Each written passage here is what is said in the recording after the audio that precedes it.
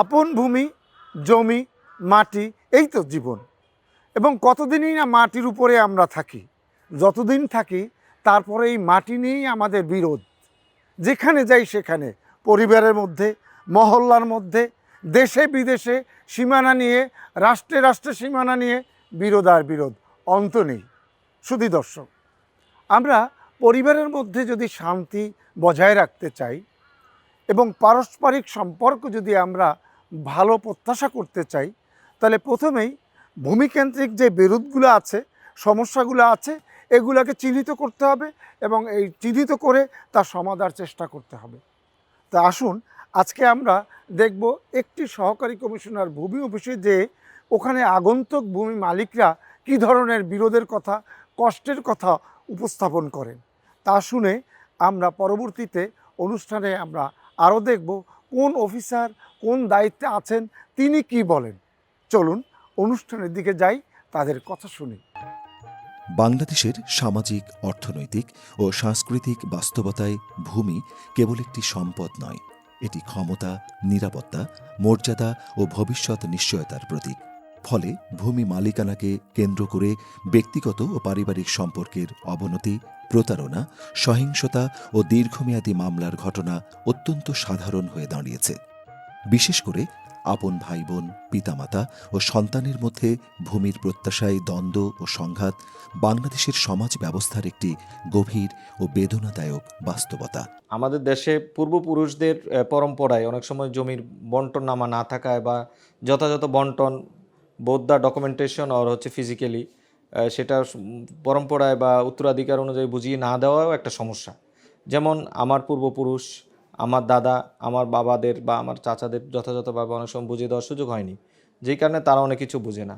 এভাবে তাদের সন্তান হিসাবে আমরাও দেখা যাচ্ছে যে ওভাবে ওটা নিয়ে অত সময় দিচ্ছি না, আবার এটা নিয়ে অত বোঝার চেষ্টাও করছি না। যার কারণে পারিবারিক আমাদের কতটুকু জমিন রয়েছে কাগজ অনুযায়ী সেগুলো আমরাও জানি না, বা অন্য কেউ খাচ্ছে বা আদৌ আছে কি না সেটা অনেক ক্ষেত্রে জানি না। তো এই জিনিসগুলো হচ্ছে যে বংশগতভাবে যে পূর্বপুরুষরা যথাযথভাবে তার পরবর্তী প্রজন্মকে তাদের ডকুমেন্টেশন এবং তাদের ফিজিক্যালি জমিগুলো বুঝিয়ে দেয় যে আমাদের এখানে এই পয়েন্টে এই কাগজ অনুযায়ী যতটুকু জমি রয়েছে, তাহলে আমাদের মনে হয় যে বাই জেনারেশনস আমাদের এই নলেজটা থাকলো, তখন ল্যান্ডের যে জটিলতা বা বঞ্চিত হওয়ার প্রবণতাটা অনেক ক্ষেত্রে কমে যাবে। ভূমিকেন্দ্রিক পরস্পর ঠকানোর মানসিকতার প্রধান কারণসমূহ। বাংলাদেশ একটি জনবহুল দেশ, যেখানে মাথাপিছু ভূমির পরিমাণ অত্যন্ত কম। ভূমি দিন দিন খণ্ডিত হচ্ছে, কিন্তু মানুষের চাহিদা বাড়ছে। এই সীমিত সম্পদের উপর অতিরিক্ত নির্ভরশীলতাই মানুষকে আত্মকেন্দ্রিক ও স্বার্থপর করে তুলছে। আমাদের পূর্বপুরুষরা, আমাদের দাদারা পারিবারিক বন্টকনামা করে নাই। এই যে বন্টকনামা করেনি, তারা মৌখিকভাবে বন্টকনামা করেছে। পরবর্তীতে তাদের নাতিপুতিরা এখন বলছে আমরা ওই জমিটা নিব না, এই জমিটা নিব। মানে বিক্রি হওয়া জমিগুলো নিয়ে পর আবার তারা দখল করতেছে, এবং এটা একটা বড় ধরনের ঝামেলা। পীরগঞ্জ, রানীশঙ্কল, আমাদের ঠাকুরগাঁ জেলায় অনেক বেশি, মানে যেটা একটা আমাদের বড় সমস্যা।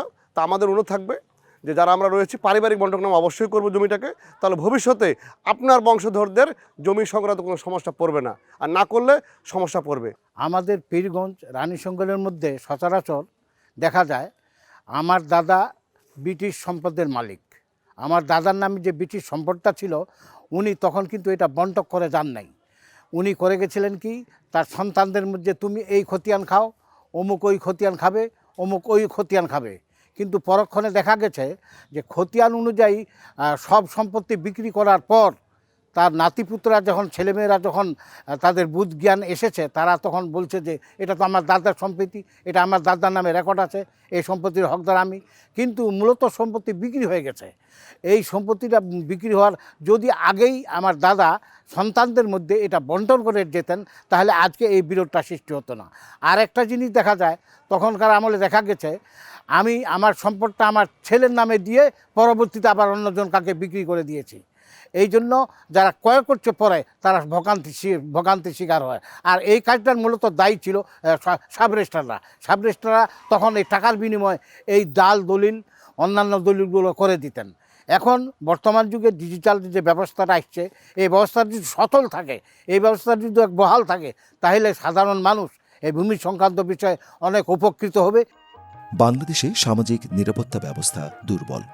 বার্ধক্য, অসুস্থতা বা অর্থনৈতিক সংকটে মানুষ ভূমিকেই শেষ আশ্রয় মনে করে। ফলে ভূমি হারানোর আশঙ্কা মানুষকে নৈতিকতা বিসর্জন দিতেও প্রলুব্ধ করে। আমার জমি ৮৬ শতক মাটি, আমি ওখানে বাড়ি করছি, ঘর করছি, আবাদ করতেছি, খাচ্ছি। আরেকজন জোর জবরি আমার জমির উপর খারিজ করতে দিছে। আমি শোনা মাত্র দ্রুত আসে আবেদন করছি, মুন্সি দ্রুত আমাদের কাজটা করে দিয়ে রিসিভ কপি হাতে দিছে বাতিল করার জন্য। মনে করেন আমার বাবা মারা যাওয়ার পরে ভাইয়ের কাছ থেকে সম্পত্তি বুঝে পাইছি, আমাদের মতো প্রত্যেক নারীরা যেন সম্পত্তি বুঝে পায়। আমি এর আগে দালালের খপ্পরে পড়ে আমাদের যে খারিজ হইতো সেই খারিজগুলা 3 মাস 4 মাস কখনো 5 মাস এভাবে অনেক দালালেই টাকা পয়সা নিয়ে পরে আর খারিজ তারা দিতে পারতো না। কিন্তু ইদানিং কিছুদিন আগ থেকেই আমি এর আগেও আরেকটি খারিজ করেছি।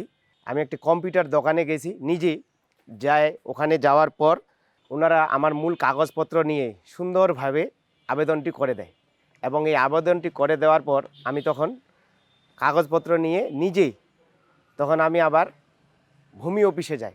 ভূমি অফিসে তারা তদন্ত যায়, তদন্ত যাওয়ার পরে তারা রিপোর্ট দেয়, দেখে রিপোর্ট দেওয়ার পরে তখন সেটা আবার এসিল্যান্ড স্যারের অফিসে ফাইলটা চলে আসে। 12 ঘন্টার মধ্যে একটা মেসেজ আসে, সেই মেসেজটাও আসছিল। সেখানে আমার খারিজ নাম্বার, একটা কেস নাম্বার আছে, সেই কেস নাম্বারটা দেওয়া ছিল। এসিল্যান্ড স্যার আমার এই মূল কাগজপত্র তিনি দেখলেন, দেখে সঙ্গে সঙ্গে উনি আমার এই খারিজটি মঞ্জুর করে দিলেন।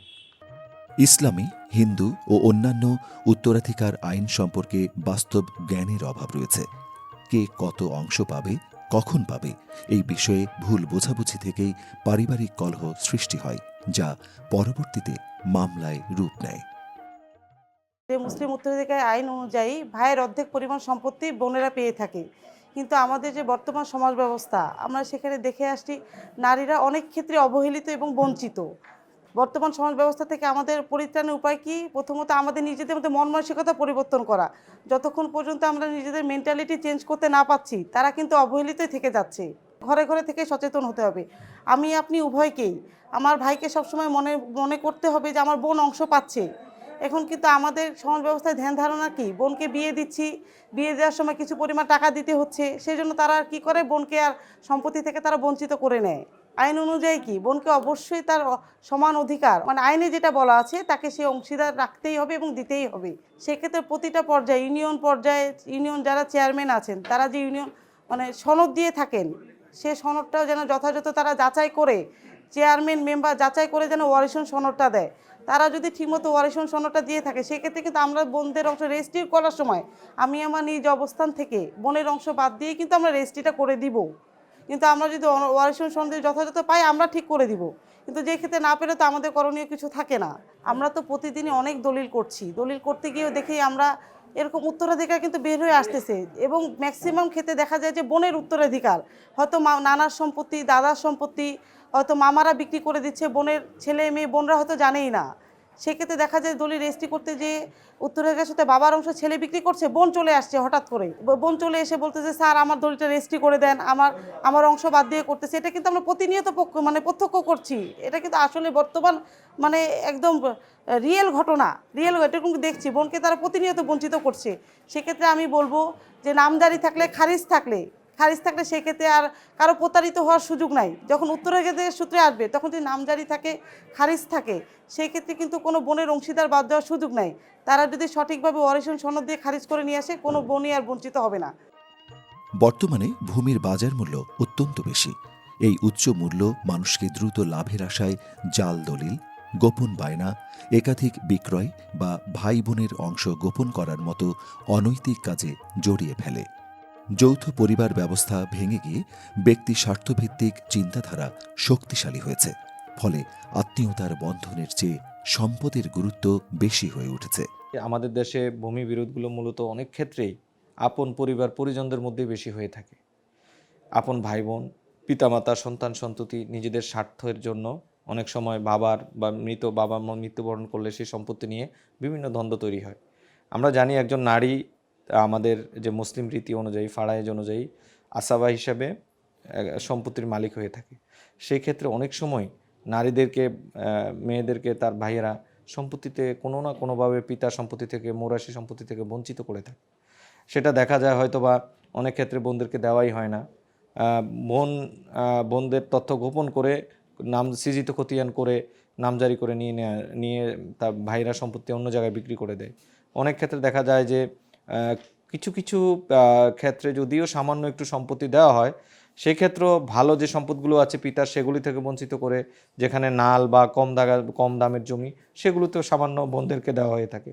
কিন্তু আমরা দেখি যে অনেক সময় ভাইরা বিলাসিতা করছে পৈতৃক সম্পত্তি নিয়ে, ডিসবার্স করে নিজেদের মতো করে বন্টন করে নিয়ে, কিন্তু বোনদেরকে দিচ্ছে না, যেটা আসলে খুবই আইনত। আমি মনে করি যে এটা একটা অপরাধ, ভূমি অপরাধ। কারণ প্রত্যেক ভাইয়ের সম্পত্তির সাথে বোনের সম্পদের হক জড়িত পারায়েজ অনুযায়ী, এবং হিন্দুদের ক্ষেত্রেও হিন্দু আইন অনুযায়ী সেখানে নারীরা জীবনসত্ত্ব ভোগ করে থাকে। রাষ্ট্রীয় অধিগ্রহণ ও প্রজাস্বত্ব আইন 143-এর বিতে একটা প্রভিশন রয়েছে। সেই প্রভিশনটা হচ্ছে যে যদি কেউ ওয়ারিশি সম্পত্তি নামজারি বা মৌরাশি সম্পত্তি তারা নিজেদের নামে খতিয়ান সৃজন করতে আসে পিতার অবর্তমানে, সেক্ষেত্রে একটা পার্টিশন ডিড করতে হবে। পার্টিশন ডিড বন্টননামা দলিল, সেটা রেজিস্টার্ড হইতে হবে এবং স্বাক্ষর থাকতে হবে সবার। সেই রেজিস্ট্রিকৃত পার্টিশন ডিড এনে নামজারি করে সংশ্লিষ্ট যারা ল্যান্ড ম্যানেজমেন্ট আছে তারা খতিয়ান সৃজন করে দিবেন। অনেক ক্ষেত্রেই এটা সম্ভব হয়ে ওঠে না, এই বাস্তবতা। অনেক সময় দেখা যাচ্ছে ভাই বোন সবাইকে একও করা যায় না, আবার দেখা যাচ্ছে বন্টন নামাটা সম্পাদন করাও কষ্টসাধ্য হয়ে যায়। সেই ক্ষেত্রে কিছু জটিলতা তৈরি হয়ে থাকে, যে জন্য অনেকাংশেই আপনার বোনরা কিছু ক্ষেত্রে বঞ্চিত হয়ে যায়। তো আমরা চাই যে আমাদের এই আইনের যথাযথ বাস্তবায়নের মাধ্যমে যেন বোনরা ভাইদের পিতার সম্পত্তি থেকে কোনোভাবেই বঞ্চিত না হয়, সেটা আমরা আমাদের যে সরকারি নির্দেশনাগুলো আছে, আইন, পরিপত্র, নীতিমালা, ভূমি বিষয়ক, সেগুলোর মাধ্যমে সেটা বাস্তবায়ন করা হয়ে থাকবে। এই আমাদের যে ভূমির জটিলতা রয়েছে, স্পেশালি নারীদের ক্ষেত্রে, যে তার পিতার ওয়ারিশি সম্পত্তি থেকে তাদেরকে বঞ্চিত করার যে প্রবণতা, এটা আমাদের অনেক ক্ষেত্রেই হ্রাস পাবে এবং আমাদের সমাজে একটা সেন্সিটাইজেশন গ্রো হবে। কেউই তার বোনদেরকে তার হক থেকে বঞ্চিত করবে না। তো আমরা সবাই মিলে রাষ্ট্রীয় যে আইন, বিদ্যমান বিধিমালা, পরিপত্র, এগুলো বাস্তবায়নের মাধ্যমে যথাযথভাবে নারীদের হক আমরা রিএস্টাবলিশ করতে পারবো। ভূমির প্রত্যাশায় আপনজনদের মধ্যে ঝগড়া, মারামারি ও মামলার কারণ। অনেক ক্ষেত্রে পিতামাতা জীবিত থাকতেই এক সন্তানকে বেশি সুবিধা দেন, অন্যদের বঞ্চিত করেন। এতে পারিবারিক ভারসাম্য নষ্ট হয় এবং ভবিষ্যতে বিরোধ তীব্র হয়। হেবা দলিল, মৌখিক দান বা দীর্ঘদিনের ভোগ দখল আইনিভাবে স্পষ্ট না হওয়ায় সন্তানদের মধ্যে বিভ্রান্তি সৃষ্টি হয়। একই জমিতে বহু ওয়ারিশ থাকলে প্রত্যেকে নিজের অংশ বেশি পাওয়ার চেষ্টা করে, যা সংঘর্ষের জন্ম দেয়। কিছু অসাধু দালাল ও আইনজীবী পারিবারিক বিরোধকে উস্কে দিয়ে মামলা মোকদ্দমা দীর্ঘায়িত করে নিজেদের স্বার্থ হাসিল করে। পারিবারিক ভূমি বিরোধের অনেক কারণ রয়েছে। তার মধ্যে মূল যে কারণগুলো আমি মনে করি সেটি হচ্ছে যে ভূমি মালিকের মৃত্যুর পর তার উত্তরাধিকারীদের মধ্যে জমির মালিকানার রেকর্ডপত্র হালনাগাদ না করা। অনেক সময় দেখা যায় যে এক পরিবারের ভাইরা এক জায়গায় আছে, বোনরা অন্য জায়গায় আছে। বোনদের মধ্যে তাদের অংশ সম্পর্কে সুস্পষ্ট ধারণা থাকে না, পরবর্তীতে এগুলো নিয়েও ভাই বোনদের মধ্যে সমস্যা তৈরি হয়। জমির যে আইন কানুনগুলো রয়েছে বা রেকর্ড হালনাগাদকরণের যে বিষয়গুলো রয়েছে সেগুলো নিয়েও হচ্ছে মানুষের মধ্যে অনেক ধরনের কুসংস্কার রয়েছে। ভূমির মালিকানা নিয়ে জটিলতার আরেকটা বড় কারণ হচ্ছে ভূমি আইন সম্পর্কে সাধারণ মানুষের মধ্যে অস্পষ্টতা বা ভূমি আইন সম্পর্কে ভালোভাবে না জানা। এই বিরোধ নিষ্পত্তির জন্য আমাদের পাঠ্যপুস্তকে ভূমি আইনগুলো বিষয়ে স্টুডেন্টদেরকে জানানো উচিত। জমির মালিকের মৃত্যুর পর তার উত্তরাধিকারীদের মধ্যে ভূমি রেকর্ড হালনাগাদ করা, নিজেদের মধ্যে জমির যে চৌহদ্দি আছে সেটা সুনির্দিষ্টভাবে নির্ধারণ করে রাখা, জমির বন্টননামা যেটা ভাই বোনদের মধ্যে হয় সেটি সুন্দর করে রেজিস্ট্রি করে নেওয়া। তাহলে পরবর্তীতে এসব জটিলতা নিরসন করা সম্ভব হবে। এই সমস্যাগুলো নিরসন করলে আমি মনে করি যে বিরোধ অনেকাংশেই কমে যাবে। ভূমি মামলা নিষ্পত্তি হতে বহু বছর লেগে যায়। এতে মানুষ আইন নিজের হাতে তুলে নেওয়ার প্রবণতায় জড়িয়ে পড়ে। ভূমি মালিকানা কেন্দ্রিক প্রাতিষ্ঠানিক ত্রুটিসমূহ: ১. জরিপ রেকর্ডের অসামঞ্জস্য। SA, RS, BS ও হাল জরিপে একই জমির দাগ, পরিমাণ ও মালিকানা ভিন্ন ভিন্ন হওয়ায় প্রকৃত মালিক নির্ধারণ কঠিন হয়ে পড়ে। ২. ভুল নামজারি ও ত্রুটিপূর্ণ খতিয়ান।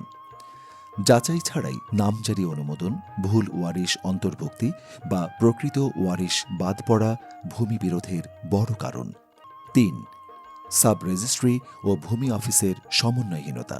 দলিল রেজিস্ট্রি হলেও তাৎক্ষণিকভাবে ভূমি অফিসের রেকর্ডে প্রতিফলিত না হওয়ায় এক জমি একাধিকবার বিক্রির সুযোগ সৃষ্টি হয়।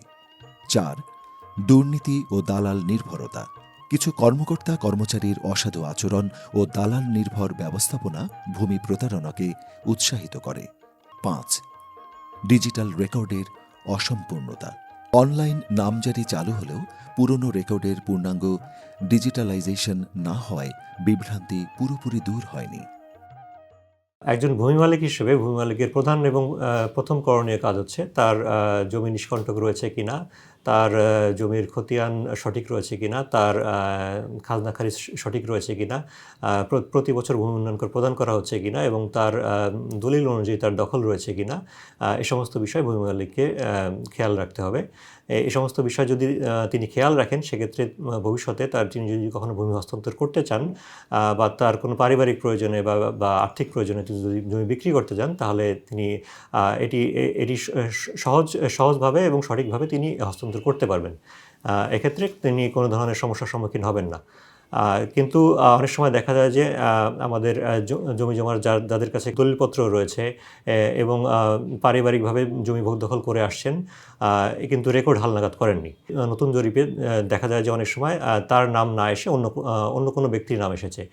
এক্ষেত্রে ব্যক্তিকে সতর্ক থাকতে হবে যাতে হাল রেকর্ডে তার নাম চলে আসে ব্যক্তি মালিকানাধীন, তিনি যতটুকু অংশই বা যতটুকু পারিবারিকভাবে বা ওয়ারিশ সূত্রে যতটুকু অংশ প্রাপ্ত হন না কেন, হালনাগাদ জরিপে তার অংশটুকু চলে আসলে এবং সে অনুযায়ী উনি নামজারি বা জমি জমা খারিজের ব্যবস্থা করলে তিনি ভবিষ্যৎ জটিলতা থেকে উত্তরণ পেতে পারেন।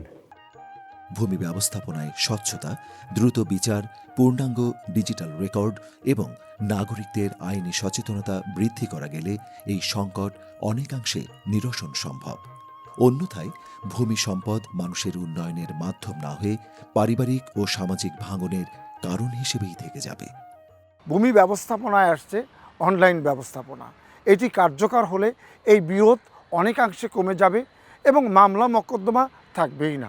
তবে তার আগে প্রত্যেক ব্যক্তিকে হতে হবে সততার সাথে দায়িত্ব পালন করতে হবে, মানসিকভাবে স্বপ্ন দেখতে হবে সৎভাবে।